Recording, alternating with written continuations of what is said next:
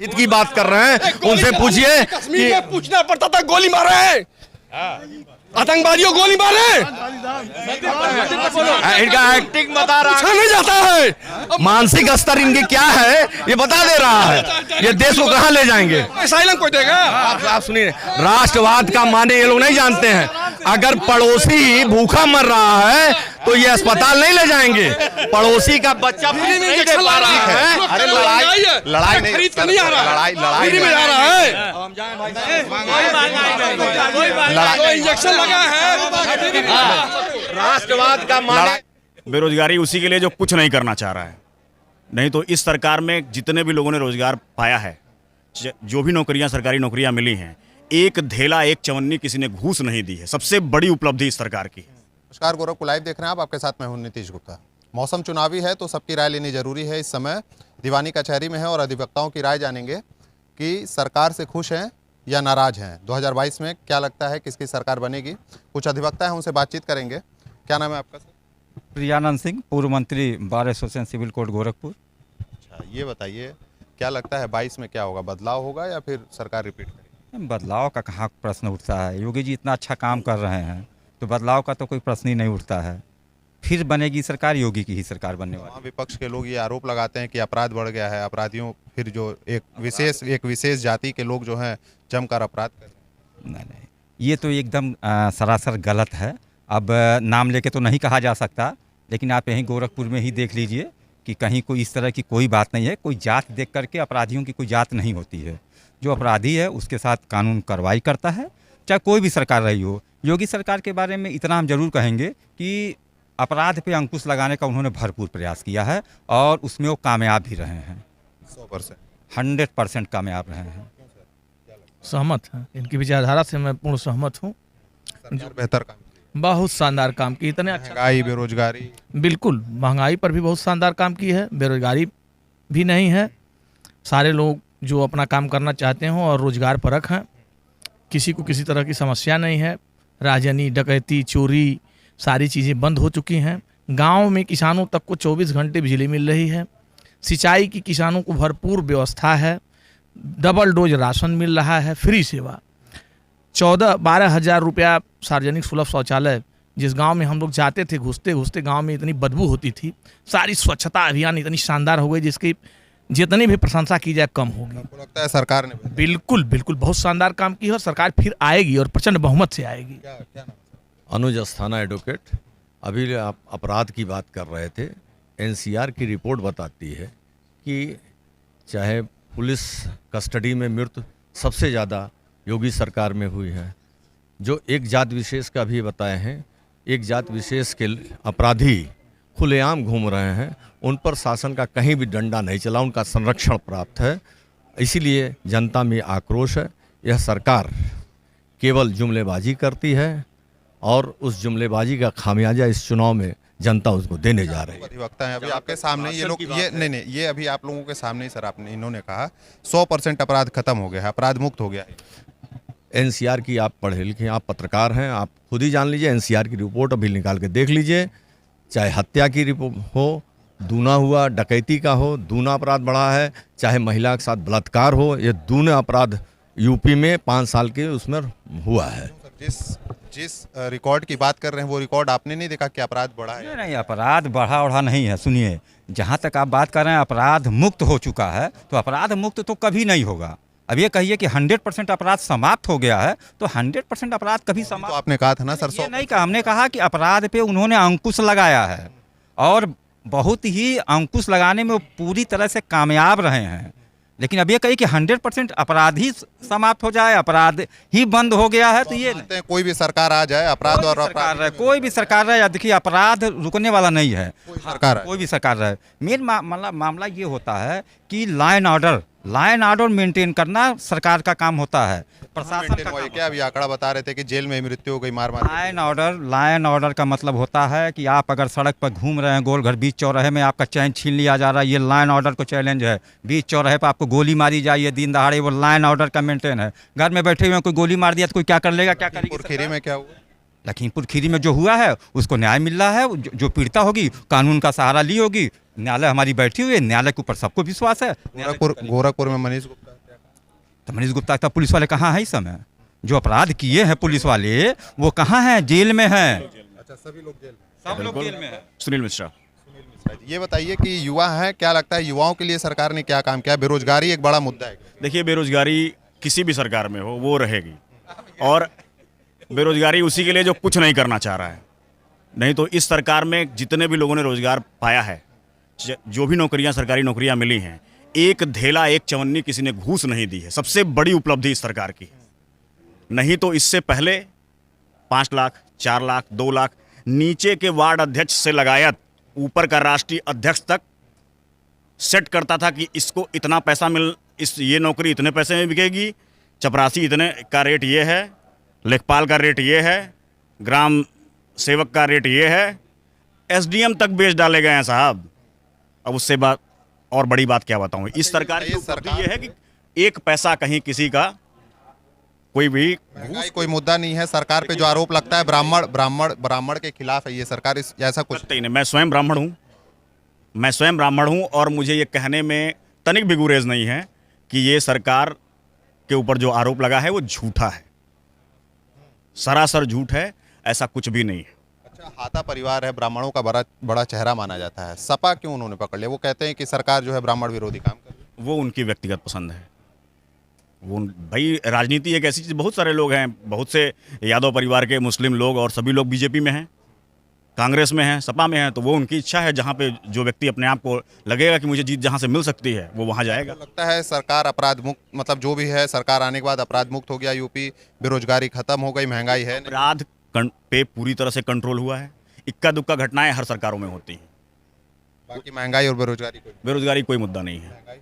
महंगाई बिल्कुल कोई मुद्दा नहीं है। जब कोई मुद्दा नहीं है महंगाई सबसे बड़ा मुद्दा है। ये लोग कह रहे हैं, ये लोगों को क्यों नहीं नजर आ रही महंगाई? बच्चे को शिक्षा के लिए फीस का इंतजाम नहीं कर पा रहा है।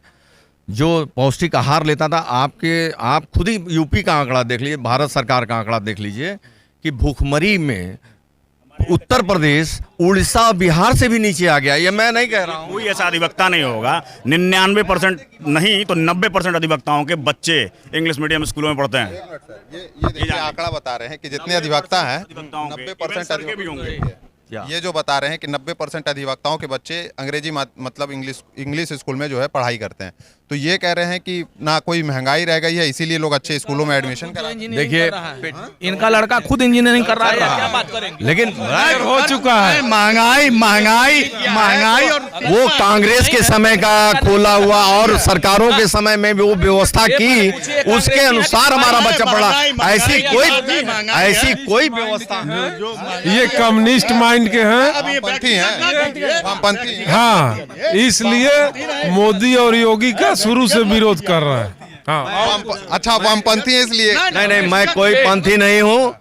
मैं सरकार के जो भी आंकड़े आपके सामने हैं, आप मेरी बात को सुन लीजिए और आप स्वयं जाकर के गूगल में सर्च करके। ठीक है सर, लेकिन अगर आएगी तो आप मेरा बात अपने उसमें जब आपके साथ ही नहीं ये लोग विचारधारा भ्रमित लोग हैं। परिवार के लोग स्वयं प्रभावित हैं, नहीं है, स्वयं प्रभावित नहीं है इनके भाई। पूछ लीजिए क्या है मेरी बात? ये तो व्यक्तिगत टिप्पणी हो गई। अगर इनकी विचारधारा इतनी अच्छी होती, सरकार के खिलाफ इनकी विचारधारा है हमेशा। ये बताइए, सभी लोग भाजपा ही हैं सर, आप अकेले इन लोगों से जो है?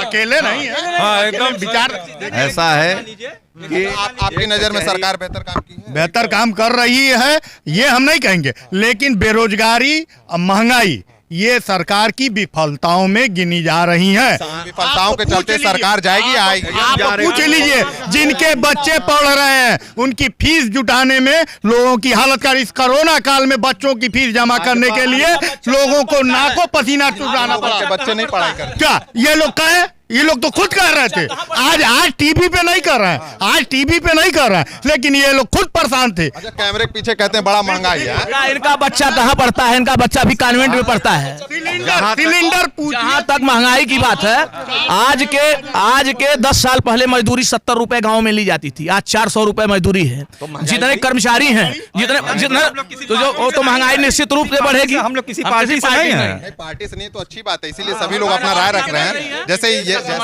जैसे डिबेट होने चाहिए। भाई साहब इन्होंने अपनी राय रखी, कहें कि महंगाई बहुत है, अब ये लोग कह रहे हैं वामपंथी हैं। ये गलत बात है। ये इनके ऊपर व्यक्तिगत आक्षेप लगाए जा रहे हैं, ये गलत बात है। आज तक मोदी और योगी सरकार का एक भी काम इनको पसंद नहीं आया, तो क्या कहा जाए इनको? क्या मोदी और योगी जी ने एक भी काम बढ़िया नहीं किया आज तक? तंत्र है, अपना अपना नहीं, एक भी काम बढ़िया नहीं किया। कुछ तो पसंद आना चाहिए, कुछ तो पसंद आना चाहिए। कोरोना काल में घर इतने भीड़ में कोरोना काल में घर घर टीका लगा। अगर इस कोरोना काल में ऑक्सीजन की कमी से इनका एक भाई बिना ऑक्सीजन के मर गया। सबूत दे, बता दे, खुल कर दे, नहीं मरा बिना ऑक्सीजन के। जगदीश भाई ने नहीं मरे। कौन कौन? जगदीश भैया नहीं, देखिए ऐसा है, सरकार तो ये कही कि ऑक्सीजन की कमी से किसी की मृत्यु नहीं जाएगी। बोल दें अगर ये अधिवक्ता है, हमारे कई अधिवक्ता। मेरा मुंशी बिना ऑक्सीजन के तड़प तड़प के मर गया। उसकी छोटी बिटिया थी, 200 वाला छोटा वाला सिलेंडर हजार में खरीद के लाती थी, 1 घंटा नहीं चल पाता था और एक रात में मर गई। मुझे चुनाव में तो आदमी 5 साल बच गए। नहीं मैं खुद पीड़ित था और सरकार के कौन सा लाभ दे दिया? सरकार ने मुझे मृत घोषित कर दिया। मतलब ये व्यवस्था रही है। मजदूर भाई हमारे चले, लेकिन हमारे भाइयों के आंख में आंसू नहीं आया, दिल नहीं पगला। और उस पर से ये लोग उस मजदूरों का मजाक उड़ाते हैं कि वो जानबूझकर किए गए। इस तरह की ये देश की व्यवस्था बना दी गई। यहाँ इस देश में ऐसी व्यवस्था बना दी गई, इस देश में ऐसी व्यवस्था प्रचार माध्यम से बना दी गई। आपके साथ ही कह रहे हैं, सुन तो लीजिए सर। आपके खत्म हो जाने। नहीं हमारी बात, हम जो ये ऐसी व्यवस्था बना दी गई कि लोग कहते हैं आज कि 200 रुपया पेट्रोल मुझे खरीदना पड़ेगा तब भी हम वोट फला को देंगे। तो ऐसी आपके दिमाग में ऐसी चीजें धारणा भर दी गई लोग धार्मिक रूप से। ऐसे लोग गुमराह होकर के देश को गर्दिश में डाल रहे हैं। ऐसे ये लोग भक्त हैं, ये लोग भक्त, ऐसे लोग भक्त ही हैं जो ये कहते हैं कि मैं 500 लीटर पेट्रोल खरीदूंगा, लेकिन 5 रुपया बगल में पड़ोसी मर रहा है, उसको दवा तक भी देने नहीं जा रहा है। राष्ट्रभक्त हैं, भाजपा के विरोधी भक्त हैं। राष्ट्रवाद का मतलब है मेरा पड़ोसी पेट्रोल बिकेगा तो मैं मोदी या योगी जी कहीं और दूंगा। इनका पड़ोसी। राष्ट्र से बड़ा कुछ नहीं होता है। राष्ट्र सुनिए, राष्ट्र ही रहेगा। जिस धरती पर हम खड़े हैं वो धरती नहीं रहेगा, कहाँ रहेंगे? राष्ट्र नहीं, राष्ट्र ऐसे लोग हमको असाइलम कोई देगा? आप सुनिए, राष्ट्रवाद का माने ये लोग नहीं जानते हैं। अगर पड़ोसी भूखा मर रहा है तो ये अस्पताल नहीं ले जाएंगे। पड़ोसी का बच्चा नहीं दे पा रहा है। अरे लड़ाई नहीं, खरीद नहीं आ रहा, लड़ाई में आ रहा है। इंजेक्शन लगा है। राष्ट्रवाद का माने लड़ाई नहीं। सुन लीजिए, जो 500 पेट्रोल खरीदने की बात राष्ट्रवाद की बात करते हैं, राष्ट्रहित की बात कर रहे हैं, उनसे पूछिए कि पूछना पड़ता था, गोली मारे आतंकवादियों, गोली मारे। इनका एक्टिंग बता रहा नहीं जाता है। मानसिक स्तर इनके क्या है ये बता दे रहा है। ये देश को कहां ले जाएंगे? पड़ोसी आपका मर रहा है, 5 रुपए की दवा नहीं पहुंचाएंगे। बच्चा मर रहा है, उसको अस्पताल नहीं ले जाएंगे। यहाँ पे मॉब लिंचिंग हो रही है, उसको बचाने नहीं जाएंगे। आप राष्ट्रवाद की इनसे भाषा पूछिए, परिभाषा क्या है राष्ट्रवाद की? राष्ट्रवाद की परिभाषा यही है कि गोली चलाइए, गोली खाइए। गोली चलाने के लिए अपना